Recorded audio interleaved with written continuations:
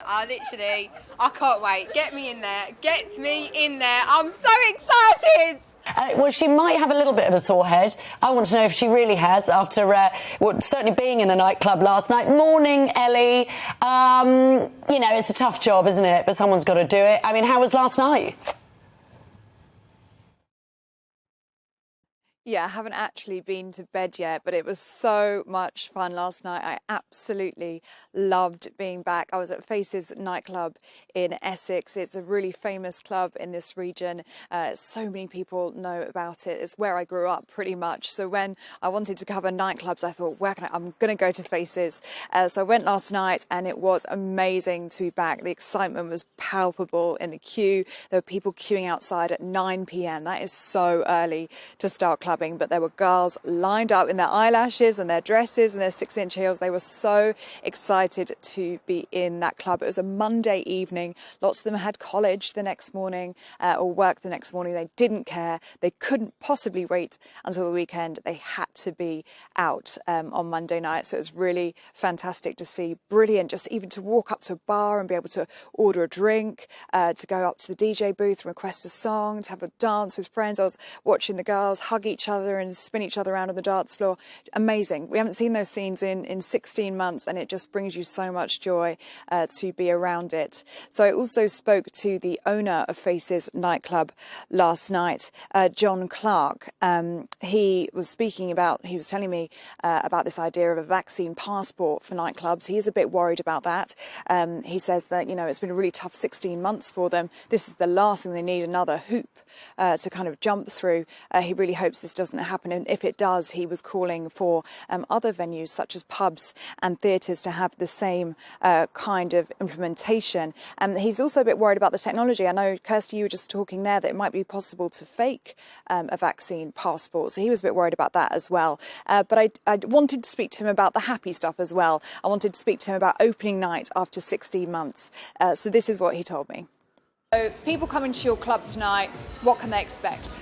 They can expect us to do what we do best, which is to be a nightclub. And that means that you could go to the bar and you can buy your drink, that you can talk to people that you may know or you may not know, that you can dance, that you can listen to your favourite tunes which are mixed by a professional DJ in an atmosphere of fun and enjoyment. That's what tonight is going to be about, and all the nights that are coming along. People will be asking, how are you going to keep people safe here? It's very much up to the individual. The government has put the responsibility back onto people to manage, and so if somebody wants to come in and wear a mask, they can do. We won't stop them. There's hand sanitizer available. Nightclubs are very safe environments because we have huge air conditioning plant. So in here, I think we can probably achieve a change of air every 5 or 6 minutes. So yeah, people can have a very safe night and enjoy themselves, which is what we're here for. Ellie, lots to talk about here, and you've sort of answered the questions there about the sort of vaccine passport, etc. But I'm sure you got also a couple of words with and the vibe from those nightclub goers. I mean, those youngsters we saw there who were just thrilled to be out and about, finally released, I bet. Yeah, I was actually wondering on my way down there last night. I drove down and I was so excited to be there, but I was like, who's going to be there? It's a Monday night. It was mostly young people, to be honest with you, people about 23 and below, lots of students. And I did ask them what they're doing tomorrow. They are just going to go to work with a hangover. They say life's too short. They've spent 16 months locked up inside. They really want to be out. A lot of them that I was speaking to actually had their 18th and 19th birthdays during lockdown. So they haven't even had a clubbing experience yet. And that's why on the first night that they could go out in their local club, that's what they've gone and done. And I had so much fun talking to them in the queue on the way in. They were just so excited to be there. So let's have a little listen to what they said. Oh, it's so exciting. I can't wait. Get me in there. Get me in there. I'm so excited. Oh, God. As you can tell.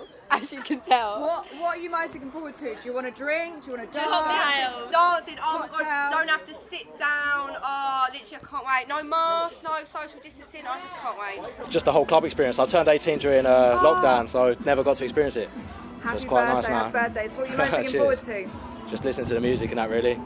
No masks, everything's a bit more relaxed now. It's quite a good feeling. I'm excited. It's been a while. Just ready to get back in there, you know what I mean? So we'll see what happens. What are you most looking forward to? I mean, just getting out there. I want to hear the music, I want to dance, see some birds, you know what I mean? Yeah. Hello, Mum. Hi, Dad.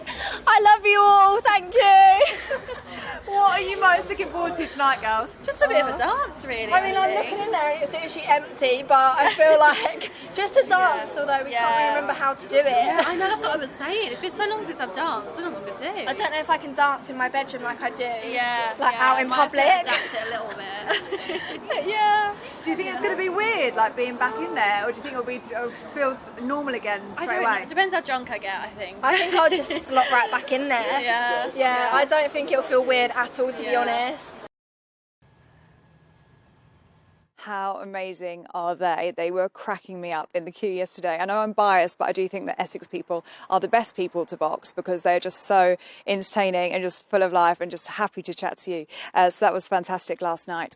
One other thing I did want to mention that John spoke to me about was the pingdemic.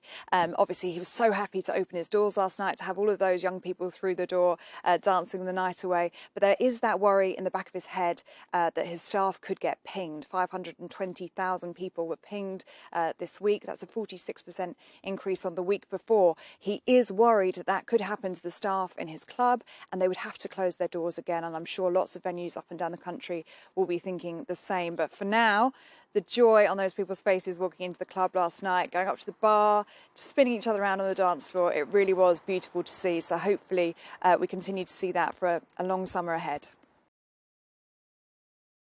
Welcome to the GB News YouTube channel. You can watch us live 24 hours a day, catch up on your favourite shows and join in the conversation in the comments below. Don't forget to subscribe and you'll never miss any of our exclusive content.